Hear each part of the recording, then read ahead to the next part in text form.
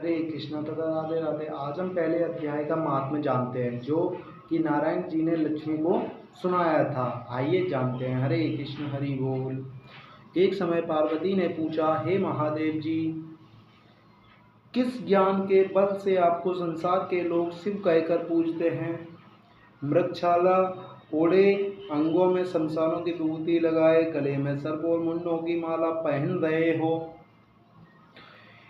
इतने तो कोई पवित्र नहीं, इनमें तो कोई पवित्र नहीं, फिर भी आप किस ज्ञान से पवित्र हो, वह आप कृपा कर कहिए। श्री महादेव जी बोले, हे प्रिय सुनो, गीता ज्ञान को हृदय में धारण करने से मैं पवित्र हूँ और उस ज्ञान से मुझे बाहर के कर्म नहीं व्यापते।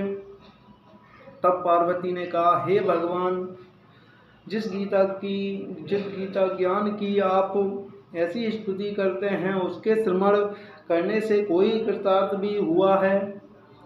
तब महादेव जी ने कहा, इस ज्ञान को सुनकर बहुत जीव कृतार्थ हुए हैं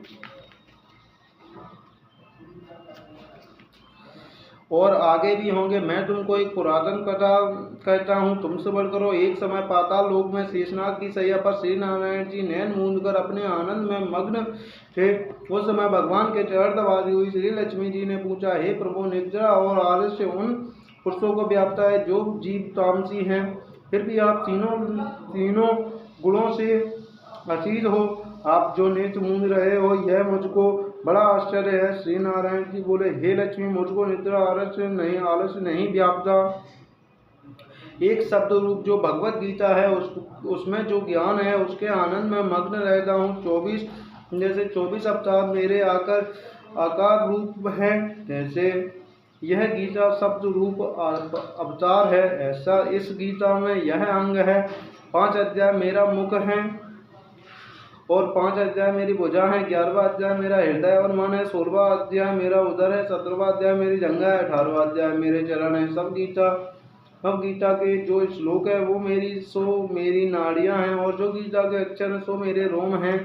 ऐसा जो मेरा शब्द रूपी गीता ज्ञान है, जिसके अर्थ मैं हृदय में विचारता हूँ और बहुत आनंद को प्राप्त होता हूँ। श्री नारायण जी ने कहा, हे लक्ष्मी, गीता ज्ञान को सुनकर बहुत जीव कृतार्थ हुए, सो तुम सुनो। शुद्ध एक प्राणी था जो चंडालों के कर्म करता था और तेल लवण का व्यापार करता था। उसने बकरी पाली। एक दिन वह बकरी चराने वन को गया और वृक्ष के पत्ते तोड़ने लगे। वहां सर्प ने उसे डस लिया। उसने तत्काल उसके प्राण निकल गए। मरकर उसने बहुत नर्क भोगे। फिर एक बैल का जन्म पाया। उस बैल को बिभुक्षी ने मोल लिया। वह बिभुक्षी उस पर चढ़कर सारा दिन भिक्षा मांगता फिरे। जो कुछ मांग कर लावे वह कुटुंब के साथ मिलकर खावे। वह बैल सारी रात द्वार पर बंधा रहे, उसे खाने पीने की भी खबर ना लेवे। कुछ थोड़ा सा भूसा उसके आगे डाल देवे। जब दिन चढ़े फिर बैल पर चढ़कर मांगता फिरे। कई दिन गुजरे तो वह बैल भूख का मारा गिरा पड़ा, पर उसके प्राण नहीं छूटे।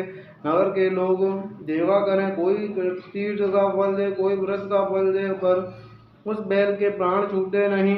एक दिन गड़िका आई। उसने मनुष्यों से पूछा, यह भीड़ कैसी है? तो उन्होंने कहा, इसके प्राण जाते नहीं, अपना अनेक पुण्यों का फल दे रहे हैं तो भी इसकी मुक्ति नहीं होती। जब गड़िका ने कहा, मैंने जो किया है उसका फल इस बैल के निमित्त दिया, इतना कहते ही बैल की मुक्ति हुई। तब बैल ने एक ब्राह्मण के घर जन्म लिया। पिता ने इनका नाम सुशर्मा रखा। जब बड़ा हुआ तो पिता ने इसको पढ़ाया। तब उसको पिछले जन्म की सुध रही थी।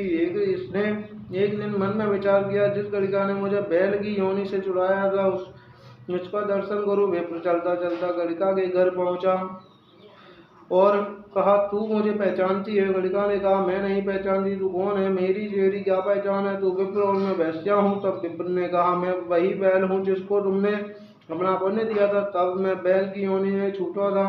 अब मैंने विप्र के घर जन्म लिया है। तू अपना पुण्य बता। गड़िका ने कहा, मैंने अपने जाने कोई पुण्य नहीं किया, पर मेरे घर एक टूटा है, मैं कुछ पढ़ता है, उसके बाकी सुनती हूँ। उस पुण्य को फल मैंने तेरे निमित्त दिया था। वह विप्र ने तोते से पूछा, तू सवेरे क्या पढ़ता है? तोते ने कहा, मैं पिछले जन्म में विप्र का पुत्र था।